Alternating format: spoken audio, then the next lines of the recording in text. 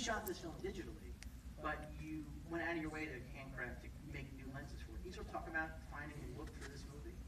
Well, the film had to have this very artificial look, like a glossy magazine. And the way they do that is that they shoot digital, but they use old lenses. So we had these specific lenses made for the film.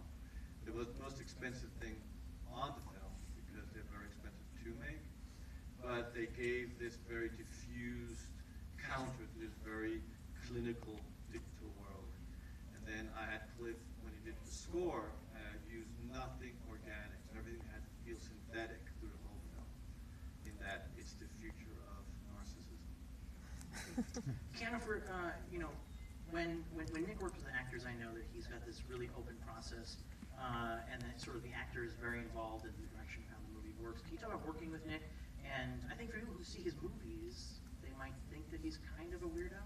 But I think he's really sweet. Is that what you found as well? This is a nice guy, I feel like. Max is very funny. Yeah, he's very funny. And fiercely intelligent and curious. And I would say it was a great experience in the sense of it's all you can hope for, in the sense that it's very collaborative, but also he has a vision and authorship. And so he says yes, and then sometimes there's a no, and then there's sometimes like, well, why don't we try? And you know, I think that there's also in the moment, there's a kind of bravery in the moment, and for a film that feels so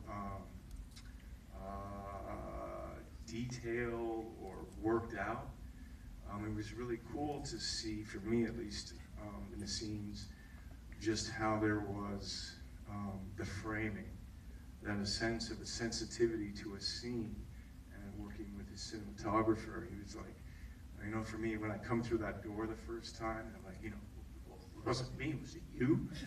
You know, and the way that, you know, when we rehearsed it before, you know, that shot wasn't there. There were a lot of shots that were discovered in the moment, which is fun, you know, because you're also building your performance, and he has that being in the, so there's like a vision and something in his head, and he speaks to you about it, and then there's something that goes on in the moment, and there's a kind of a curiosity that he shares, and he's like, what do you think? And how would, really?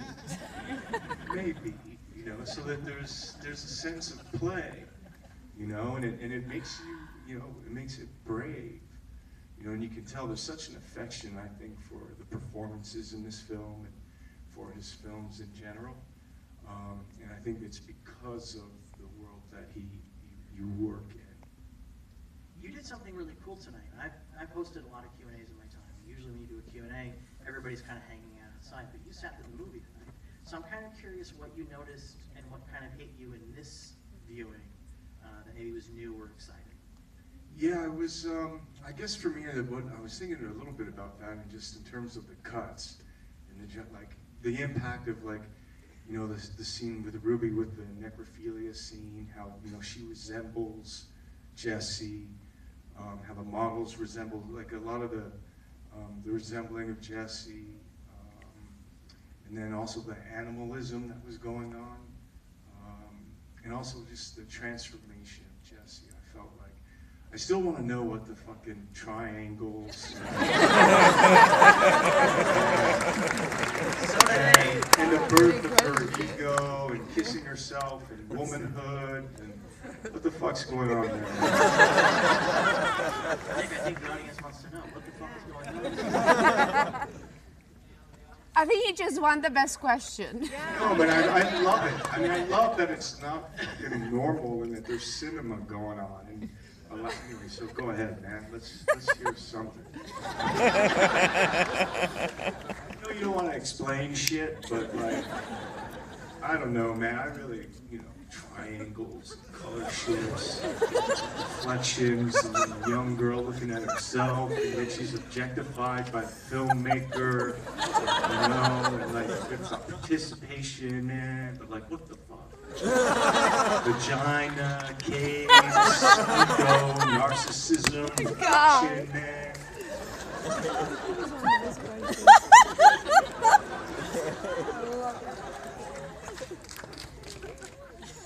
What do you think?